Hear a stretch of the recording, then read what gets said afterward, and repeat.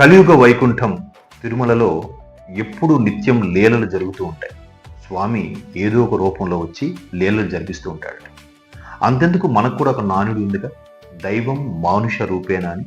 అంటే దైవం ఏదో ఒక మనిషి అవతారం తీసుకొని భక్తులకి తన యొక్క లీలా విన్యాసాన్ని చూపిస్తూ ఉంటాడు.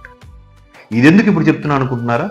రీసెంట్గా తిరుమల కొండ మీద ఆ బృందావనం చుట్టూ ఒక పెద్ద ఆయన నిలువు నామాలు పెట్టుకుంటూ కర్ర పట్టుకొని తిరుగుతున్నాడట. ఆయన చాలా ఆచితూచి మాట్లాడుతున్నాడు. పైగా ఆయన ఏం మాట్లాడినా కూడా, ఏం చెప్పినా కూడా అది వాస్తవంగా దగ్గరగా ఉంటుంది. చాలామంది అరే ఈయన భలే మాట్లాడుతున్నారు అని అట్రాక్టివ్గా చూస్తున్నారట. సో మేబీ కొంతమంది లేదు స్వామే అలాగా మారువేషం వచ్చి తిరుగుతున్నాడని కూడా అన్నారు. మరికొంతమంది ఆ పెద్ద ఆయన్ని వైరల్ చేస్తున్నారు.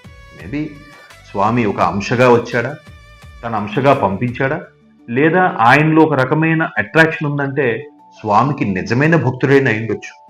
సో ఇట్లాంటి అంశాలు ఈ మధ్యకాలంలో సోషల్ మీడియా వచ్చిన తర్వాత అమితంగా వైరల్ అవుతుంది. తీరా ఆయన ఎక్కడ పోవాలంటే నేను చిత్తూరు నుంచి వచ్చాను కూడా చెప్తున్నారు.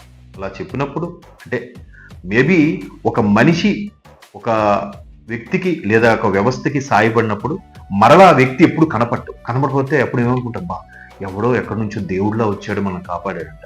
బట్ ఈ వ్యక్తి ఇట్లా వచ్చి కనపడ్డాడు, తనకి వీడియో కూడా తీసి వైరల్ అవుతున్నారు కాబట్టి మేబీ ఈ వ్యక్తి ఆ చిత్తూరు చెందినవాడా, లేదా మరలా కనబడకపోతే ఖచ్చితంగా దైవానుగ్రహంతో ఉన్న వ్యక్తే, లేదా దైవమే ఈ విధంగా వచ్చాడని మనం నిర్ధారణకు రావచ్చు.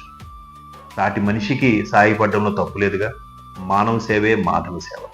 సో మనిషి రూపంలో వచ్చి దేవుడు లీలా విన్యాసాలు చేస్తుంటాడు. ఇలాంటి ఘటనలు తిరుమల కొండ మీద కోకొల్లలు గతంలో కూడా చాలా మంది చాలా రకాలుగా వాళ్ళ అనుభవాలను ఈ విధంగా పంచుకున్నారు. మరి మీకు అటువంటి అనుభవం ఉంటే షేర్ చేయండి ప్లీజ్.